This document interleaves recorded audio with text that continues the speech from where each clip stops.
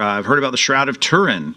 Is the shroud the real burial cloth of Christ? There are so many articles on this and no one agrees. Well, that's true, and there's a lot of reasons that I'm skeptical of it, and I know some people very excited about it, and I'll make this answer short because I do think it is a question that is hard to definitively answer, but I think there is enough with the relics.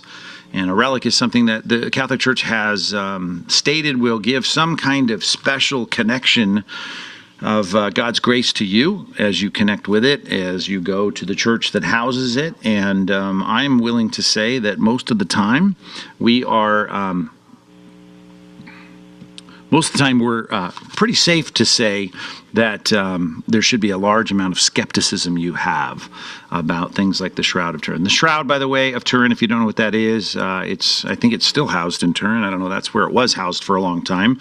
And I'm shooting from the hip here. Don't have any articles in front of me that I have worked on in the past, which sometimes I do. But in this case, let me just say, the shroud was a piece of cloth put over the face of Christ, and the way that this shroud was imprinted with a image, people said, wow, that looks just like the paintings of Christ from the Renaissance period and the great high art where you have the high cheekbones of Christ. He looks a lot like what we're used to seeing.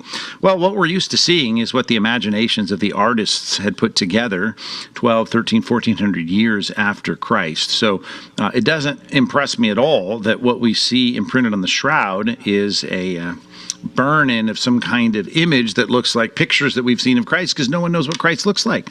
And that reminds me of Isaiah 53 that says there was no majesty to attract us to him, right? Nothing that made us say, wow, that guy's amazing. It's not even like Saul, who was a head, it says he's a head taller than everybody else in Israel, and they picked him as the king. God picked him for them because that's the kind of person they wanted.